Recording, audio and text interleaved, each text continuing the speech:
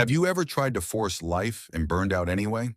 What if the power wasn't out there, but in the way you perceive, act, and hold your mind? Marcus Aurelius wrote, "You have power over your mind, not outside events. Realize this, and you will find strength." Today, I'll share the exact Stoic strategies that rebuilt my life step by step so you can use them too. Acti, what's creating your reality perception? Have you noticed how mornings seem to decide the kind of day you're going to have before you've even had a say? I used to wake up scanning automatically for lack.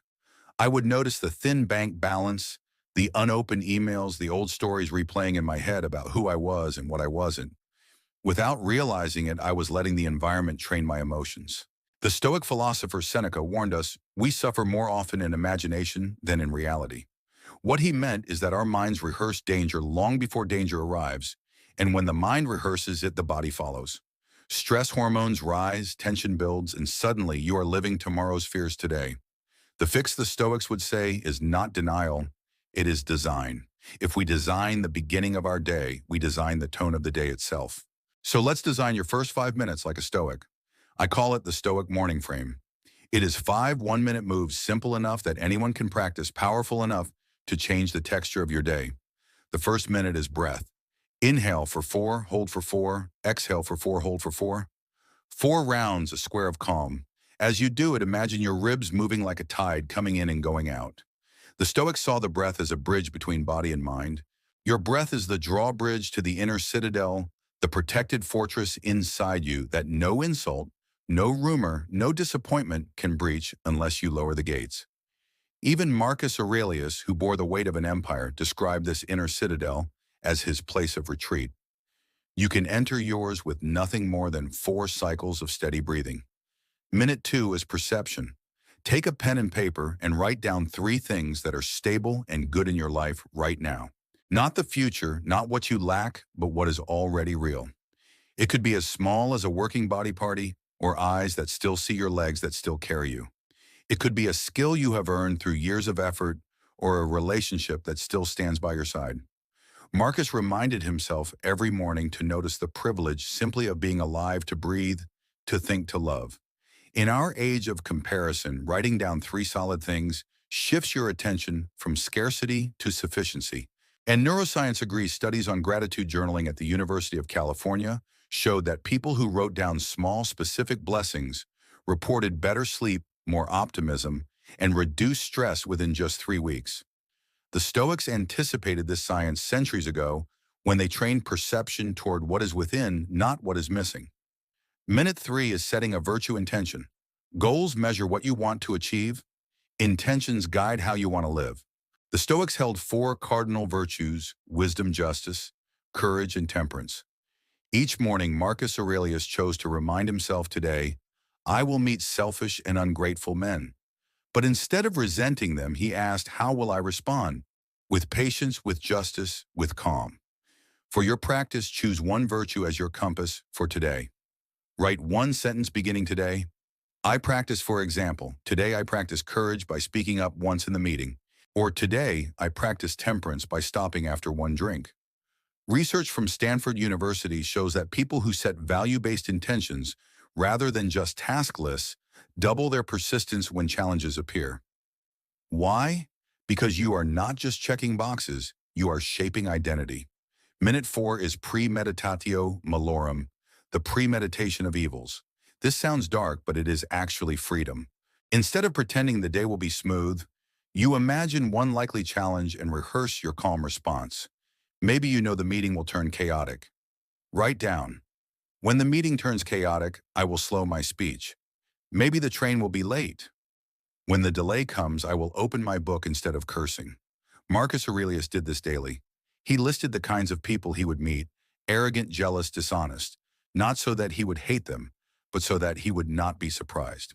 Modern psychology calls this stress inoculation training. A study in the Journal of Experimental Social Psychology found that participants who visualized obstacles were 37% more likely to persist in problem-solving tasks than those who only visualized success. In other words, expecting difficulty makes you more resilient when it comes. Minute 5 is choosing your first action. Pick one 15-minute task that serves your highest goal. Not the longest task, not the busiest, but the clearest. It could be writing the first page of a report, sending one key email, or doing the first set of your workout. Begin the day with a win that belongs entirely to you.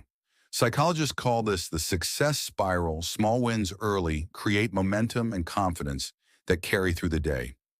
The Stoics would simply call it aligning action with purpose.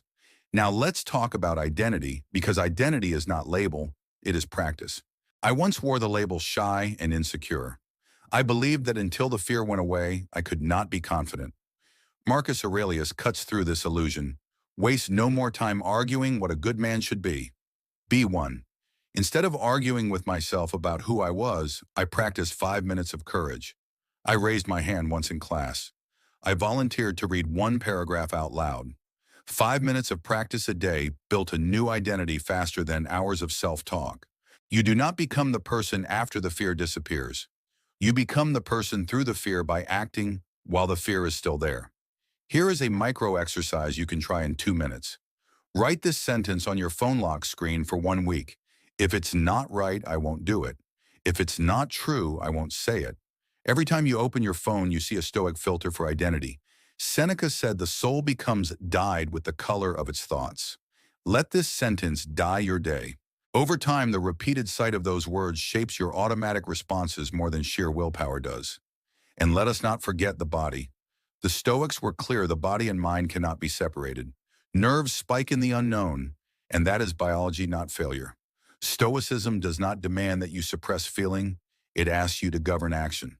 Before a hard call, an exam, or a presentation, do what Marcus would do. Breathe once more, lower your shoulders, loosen your jaw, and ask what is mine to control in the next 10 minutes. Usually it is just 3 things: your attention, your tone, and your next step. Courage is nothing mystical. It is doing what the situation requires calmly and on purpose. A Harvard study on stress responses found that participants who reframed nerves as energy performed significantly better in public speaking. What we call fear is often fuel. Stoicism teaches you to channel it, not to deny it. So here is your on-screen takeaway to remember all day: perception creates posture. Posture creates performance. If you can hold your mind, you can hold your body. If you can hold your body, you can hold the moment. And the moment is where a life is rebuilt. That is why the Stoics insisted that philosophy was not for lecture halls but for daily living. Philosophy was a gymnasium for the soul, and every morning was a chance to train. Now it is your turn.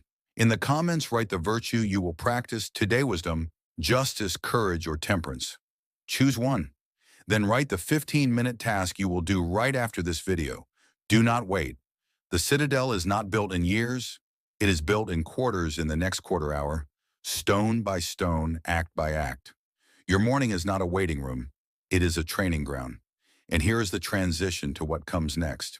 Now that your perception is clear and your identity is anchored in action, it is time to move to the larger levers, the weekly systems that quietly outperform obsession.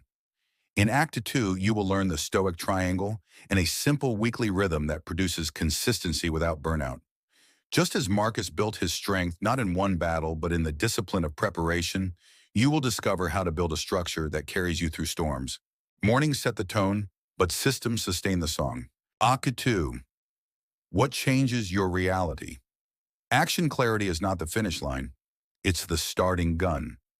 Seeing clearly is powerful, yes, but clarity without motion is like sharpening a sword and never lifting it. The Stoics knew this, and they gave us a simple architecture to turn seeing into doing: perception, action, and will. Perception means to see clearly, to strip away stories, fears, and illusions, and to look at facts as they are. Action means to do the just and necessary thing without drama, without hesitation, without the need for applause. And will means to endure, to maintain good spirit, to keep your hands firmly on the oars when the sea grows rough. So how do we take this timeless wisdom and turn it into a day you can actually live? The answer is simple but profound: you implement through virtue. Instead of chasing outcomes or trying to manifest a dream life, the Stoics invite us to ask a different question. Which virtue, if practiced daily, would naturally produce the outcomes I desire anyway? If you want better work, the answer is wisdom. Wisdom is not endless reading or collecting more information. Wisdom is 30 minutes of deep practice every single day on one meaningful skill. Not browsing articles about the skill, not scrolling through motivational posts, but touching the tool, running the reps, and sweating with the craft itself. Marcus Aurelius himself was emperor of Rome, yet he sat down nightly with his journal not to impress anyone, but to refine his judgment. That is wisdom as practice. If you want better relationships, the answer is justice. Justice for the Stoics meant giving each person their due. In practical terms, it means doing the fair thing even when it's uncomfortable. Apologize quickly while the wound is still small. Give credit loudly so the people around you know they are seen. Clarify expectations before resentment has the chance to grow. In fact, a modern study published by Harvard Business Review found that teams where leaders took responsibility and gave credit consistently had dramatically higher levels of trust and long-term performance. Justice isn't abstract, it's relational fuel. If you want more courage, the answer is courage itself. But courage isn't waiting until fear magically disappears. Courage is choosing one meaningful risk before noon each day. Send the pitch, make the ask, publish the draft. The Stoic emperor faced assassins, wars, and plagues, but his courage was not just on the battlefield. It was in the small daily choices to tell the truth, to stand calm under criticism, to place duty above ego. And you can train courage the same way. If you want balance, the answer is temperance. Temperance is the least glamorous of the virtues, but perhaps the most necessary in a distracted age. It means restraint, proportion, and the discipline of enough.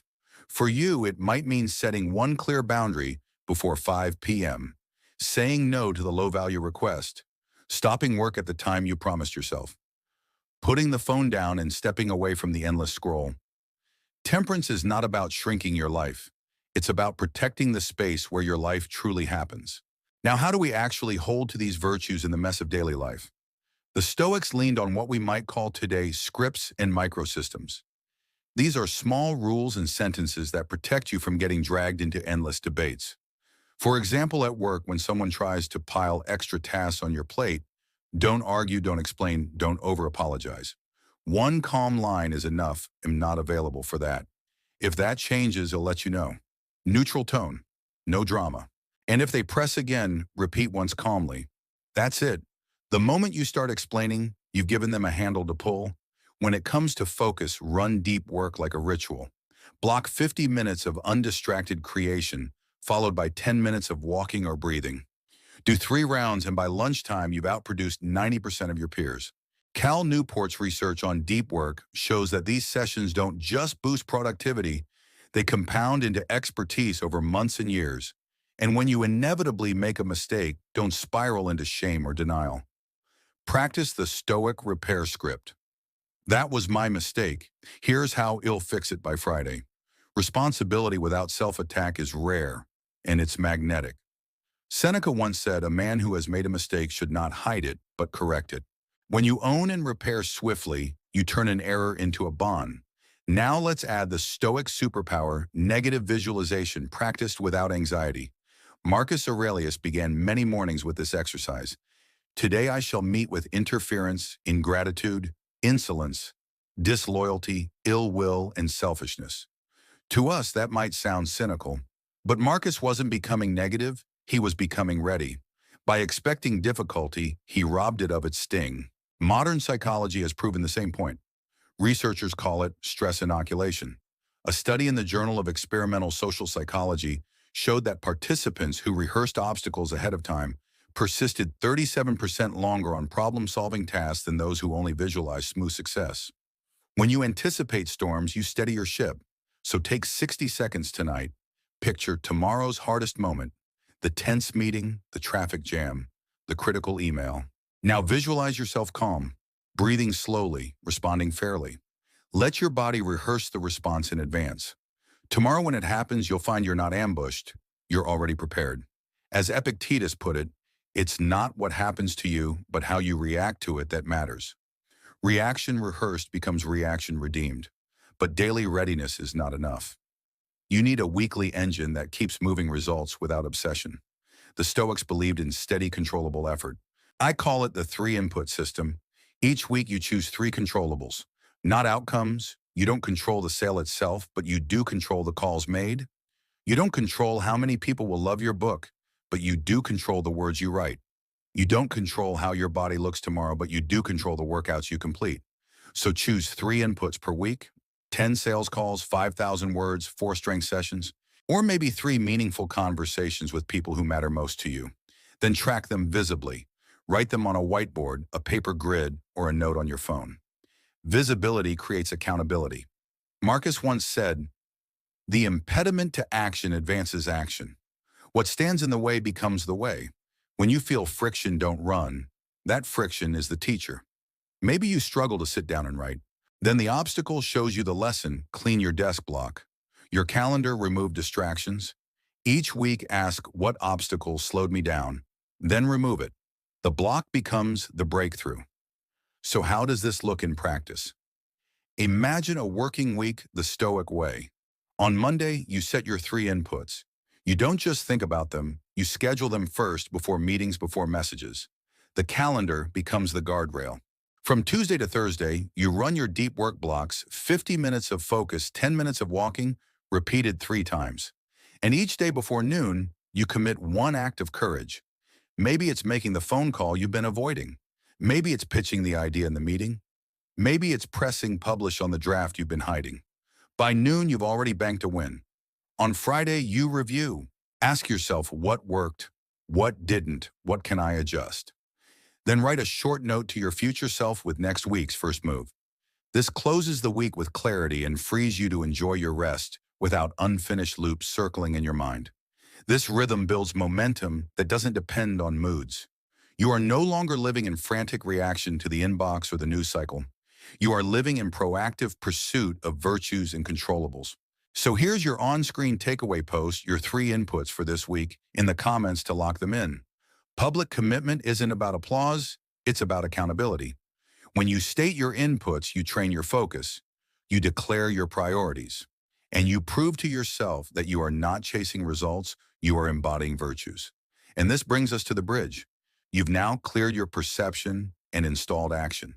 You have learned how to see clearly, how to act justly, and how to move steadily through systems instead of moods. But there is one final piece. In Act 3, we'll talk about the Stoic version of manifestation, not the modern myth of forcing outcomes, but the deeper truth when your identity and your practice align. Outcomes gather around you like iron filings around a magnet. Act 3, How to Manifest in Stoic Edition. The word manifestation has been twisted into something almost magical. Visualize hard enough, believe strong enough, and the universe will deliver what you want. The Stoics would shake their heads. For them, manifestation wasn't about commanding the future, it was about commanding the self. They knew you can't bend fate with your thoughts, but you can bend yourself into someone fate cannot break. So let's redefine manifestation the Stoic way. It is not how do I get X. It is which virtues would make X more likely to happen naturally. The Stoics remind us that when identity, the virtue you choose to embody, and action, the daily practice you commit toward aligned outcomes, tend to accumulate on their own. Marcus Aurelius didn't write his meditations to control Rome's destiny. He wrote them to control Marcus. And because he controlled Marcus, Rome endured. Let's make this practical. Think of manifestation as a loop, a cycle you can run every day, one that requires no belief in luck or cosmic delivery systems. The loop is simple: visualization, rehearsal, exposure. Step 1, visualization. 1 minute. That's all it takes. See yourself acting with virtue under pressure. If today's chosen virtue is courage, don't just imagine a perfect day where nothing tests you. Picture the exact moment your voice wavers in a meeting, your palms start to sweat. Your instinct is to stay quiet. Now see yourself steady your breath, raise your head, and speak calmly anyway. If your virtue is justice, don't just imagine yourself being fair in theory. Picture the moment when credit is available to take, when your ego is hungry to claim it, and then visualize yourself giving that credit away freely. This is what Marcus Aurelius did in the morning. She anticipated the behavior of others and rehearsed his own response, not to make the day perfect, but to make himself ready. Modern neuroscience confirms this power. Studies on mental rehearsal show that visualizing yourself performing a task activates many of the same neural circuits as actually doing it. Athletes use this to shave fractions of seconds off their reaction times. Public speakers use it to calm their nerves before walking on stage. Your brain doesn't fully distinguish between rehearsal and reality, which means you can practice virtue before the moment arrives. Step 2. Rehearsal. 2 minutes. Here we move from imagination into physical preparation. Take your boundary sentence, the one you know you'll need in moments of pressure, and say it out loud. Not in your head, not whispered under your breath, but with the exact calm tone you'll need later. Try "I'm not available for that. If that changes, I'll let you know." Or "that was my mistake. Here's how I'll fix it by Friday." The key is neutrality, no edge, no drama. Performance under pressure is not about brilliance. It's about muscle memory. Roman soldiers drilled the same motions until they could execute in battle without panic. You are drilling your sentences the same way. Step 3. Exposure. This is where identity becomes evidence. Take one small public action today that matches your virtue. Send the email you've been avoiding. Make the phone call. Deliver the draft. Not a grand gesture, just one small visible act. Because identity grows where evidence lives. You don't become courageous by waiting until fear vanishes. You become courageous by acting while fear is present again and again until courage is your pattern. Now the loop isn't complete until evening.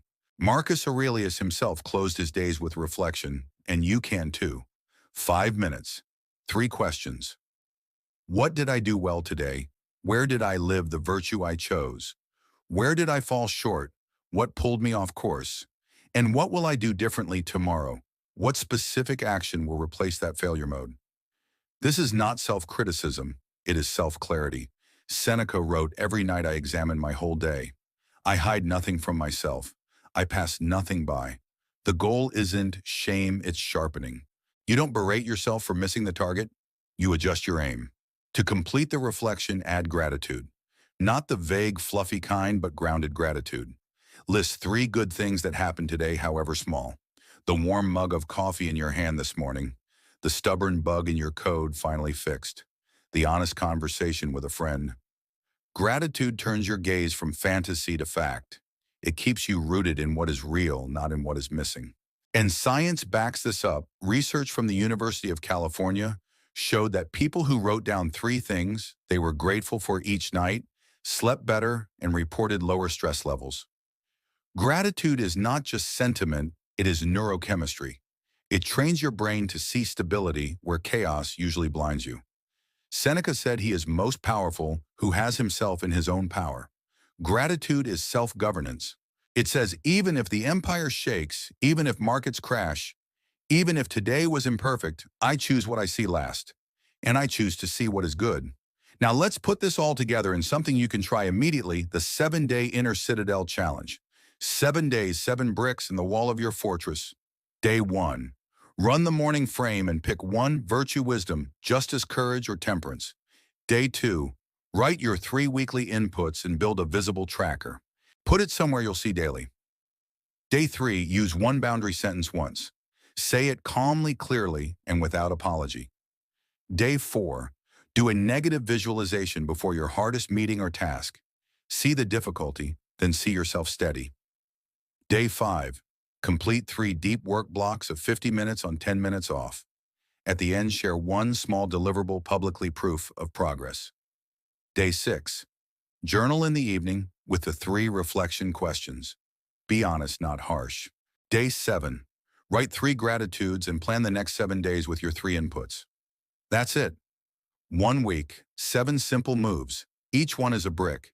And like Marcus said, the citadel is not built during the storm. It is built before the storm. Brick by brick. Day by day. Now I want you to imagine yourself completing this challenge. Picture the momentum you'd feel at the end of 7 days. Not because fate has bent to your will, but because you have bent your will into shape. This is the Stoic version of manifestation. Not forcing outcomes, but forging identity. And when you forge identity, outcomes start to gather naturally around you, like iron filings drawn to a magnet. Think of history's great figures. Marcus Aurelius didn't manifest peace by wishing it. He manifested resilience by becoming unbreakable. Nelson Mandela didn't manifest freedom from prison by imagining it. He manifested patience and dignity for 27 years. And when the time came, the world aligned around that character. In our own day, athletes, artists, and leaders who appear to manifest success are usually those who brick by brick align their daily inputs with their chosen identity. Modern psychology echoes this again. Identity-based habits, a concept popularized by behavioral scientists, show that when people attach habits to who they are, instead of what they want, success skyrockets. Saying the kind of person who doesn't miss workouts, builds more consistency than I want to lose 10 pounds. Identity precedes outcome. So here is your bridge to action. In a moment, it'll ask you to post your 3 inputs for this week and the 1 virtue you'll practice tomorrow. Not for applause, not for show, but for structure. Marcus Aurelius wrote, "You have power over your mind, not outside events." This is our daily practice of that truth. We are choosing to use that power. 1 sentence, 1 boundary, 1 breath at a time. So comment Citadel if you're in, and I'll pin the checklist for you to print. Then write down your 3 controllables for the week and the single virtue you'll embody tomorrow. Remember, the Citadel is not built in a day, and it is not built in a storm. It is built brick by brick before the storm until the walls of your character are unshakable. You don't need to force outcomes. You need to forge yourself, build the inner citadel, and let results align with who you have become. Marcus Aurelius reminds us, waste no more time arguing what a good man should be. Be one. Don't debate your identity online. Demonstrate it in the next 15 minutes. Here's your simple finish. Comment your 3 controllable inputs for the next 7 days, outreach calls, words drafted, workouts completed. Keep them small enough to win. Comment the 1 virtue you'll practice tomorrow, wisdom, justice, courage, or temperance in the exact situation where you'll apply it. Save this video and run the morning frame for the next 3 mornings, 5 minutes. If it doesn't change your posture, you'll be surprised. If this helps, subscribe and share it with someone rebuilding after a hard season. We're not chasing hacks, we're cultivating character. As Epictetus said, no man is free who is not master of himself. Freedom starts the moment you choose your response again and again until the choice becomes your character. When the storm comes, and it will remember you have trained for this. Perception shapes posture. Posture shapes performance. Performance repeated becomes identity. And identity lived daily attracts the outcomes worthy of you. I'll see you in the next video. Until then, hold your mind, keep your peace, do the next right thing,